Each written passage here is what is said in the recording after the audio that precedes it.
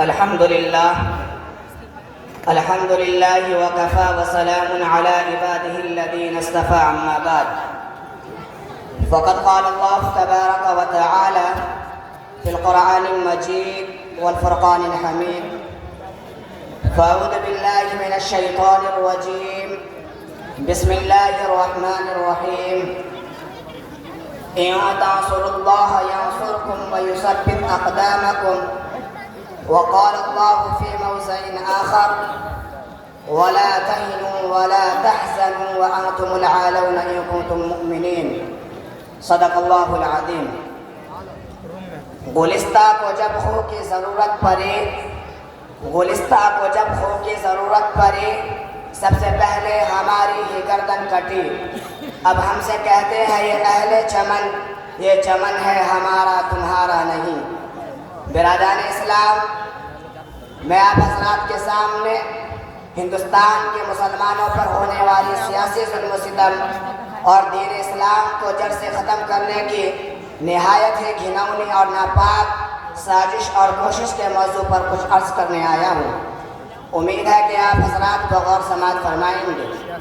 وہ ہندوستان جن کی حریت کے باغوں کو مسلمانوں نے اپنے خون و جگر سے سینچا تھا، وہ ہندوستان جن کی آزادی کے خاطر بحرنا آشنائے ساحل میں کود پڑے تھے اور موجوں سے کھیلتے کھیلتے مجدار تک جا پہنچے تھے، بے پناہ قربانیوں کے ذریعے اسے پروان چڑھایا تھا.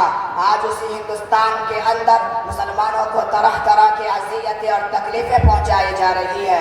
مسلمانوں کے قلوب سے اسلام کی محبت کو ختم کرنے کی کوشش کی جا رہی ہے.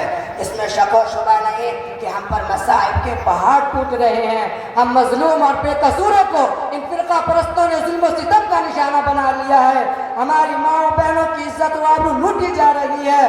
برادران ملت، جو کہ ہندوستان کے کسی بھی دور میں مسلمانوں کا حامی کوئی نہیں تھا، لیکن جب سے ان فرقہ پرستوں نے اس ہندوستان میں جنم لیا، اس وقت سے ہندوستان کے مسلمانوں کی رہی صحیح چین و سکون چھین گیا.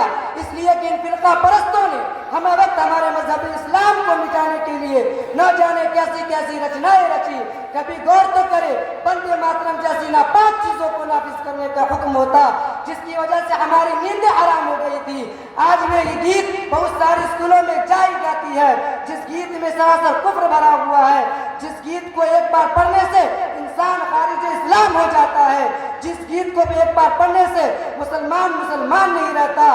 آج وہی گیت ہندوستان کے مدارس و مکاتب میں بچوں کو پڑھنے کے لیے مجبور کیا جا رہا ہے. ہندوستان کے مدارس و مکاتب کو مٹانے کی کوشش کی جا رہی ہے. ہندوستان کے مدارس و مکاتب کو دہشت گردی کا اڈا قرار دیا جا رہا ہے اور یہ الزامات لگایا جا رہا ہے کہ جتنے بھی فسادات ہو رہے ہیں ان کے پیشوا لیڈر یہ ملا ہے، پہلے ان کو ختم کیا جائے. ان کی آسان صورت یہ نکلی گئی کہ مسلمانوں کی مدارس و مکاتب پر پابندی لگا دی جائے کہ مسلمان کسی بھی مدارس و مکاتب کو نہیں بنا سکتا. لیکن شاید ان کو معلوم نہیں کہ مسلمانوں کی سانسیں جب تک چلتی رہے گی، مدارس و مکاتب اور مساجد پر آنچ نہیں آنے دیں گے. ہم تمہاری دھمکیوں سے خوف کھا سکتے نہیں، ظلم کے آگے اپنا سر جھکا سکتے نہیں. ہے یہی تاریخ اپنا فلسفہ، ہم زمانے میں دبانے سے ابھرتے ہیں صدا.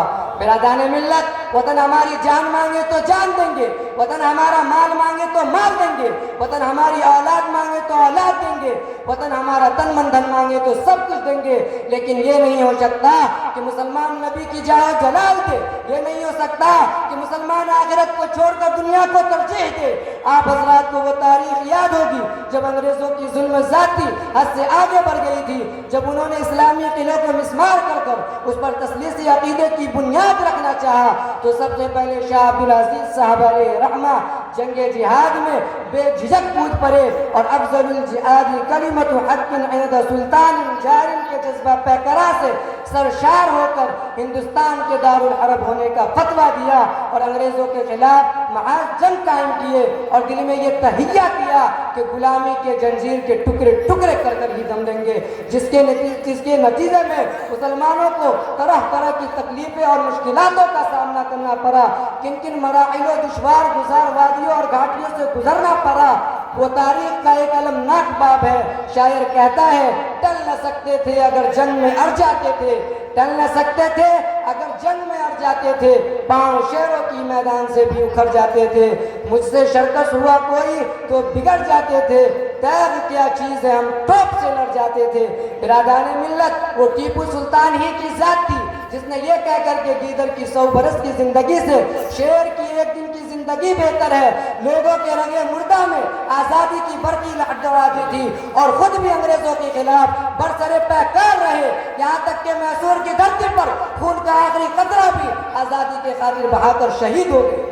اگر یہ مسلم قائدین کا قافلہ ہندوستان کے پرپیچ اور بھیانک جنگ میں آزادی کی شاہراہ بنانے کے غرض سے سرگرم سفر نہ ہوتا تو یہ تنگ نظر احسان فراموش غدار جو ہم سے وفاداری کی سند باندھتا ہے، ان غداروں سے میں کہتا ہوں اگر ہم ہیں غدار تو پابند وفا تم بھی نہیں، اگر ہم ہیں غدار تو پابند وفا تم بھی نہیں، اپنی کثرت پر نہ اتراؤ خدا تم بھی نہیں۔ برادران ملت، یہ فرقہ پرست اس ملک کو کبھی بھی آزاد نہیں کرا سکتے تھے۔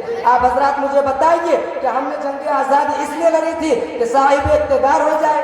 کیا ہم نے اپنا خون اس لیے بہایا تھا کہ حکومت کرے؟ کیا ہم نے اپنے جسم پر زخم اس لیے کھائے تھے کہ حاکم بنے؟ ہرگز نہیں، ہرگز نہیں، بلکہ اسلام کو برقرار رکھنے کے لیے، دین کو برقرار رکھنے کے لیے، توحید انسانیت کو برقرار رکھنے کے لیے، ہندوستانیوں کو غلامی کے جنزیر سے آزاد کرانے کے لیے، ہندوستان میں امن و صلح کو باقی رکھنے کے لیے۔ لیکن حاضرین گرامی، پھر فرقہ پرست انگریزوں کی طرح ہمارے دین پر حملہ کرنا چاہتی ہے۔ یاد رکھے، اگر یہ فرقہ پرست انگریزوں کی طرح ہمارے دین پر حملہ کرے گی تو ان فرقہ پرستوں کو بھی انگریزوں کی طرح منہ کی کھانی پڑے گی اور اپنے عہدوں سے سبکدوش ہونا پڑے گا۔ ملت اسلامیہ کے نوجوانوں، اپنی غفلت کی چادر کو چاک کر کے عقل و ہوش کی زرہ پہن لو، اپنے اندر انقلاب پیدا کرو، اپنی تقدیر کو سنوارو۔ قوموں کی تقدیر خود بنائی جاتی ہے۔ ان اللہ لا یغیر ما بقوم حتی یغیروا ما بانفسہم، یہ ایک ٹھوس حقیقت ہے۔ شاعر کہتا ہے خدا نے آج تک اس قوم کی حالت نہیں بدلی، خدا نے آج تک اس قوم کی حالت نہیں بدلی، نہ ہو جس کو خیال خود اپنی حالت بدلنے کا۔ ملت اسلامیہ کے نوجوانوں، آج تمہاری عزت و آبرو کے امتحان کا وقت آ چکا ہے۔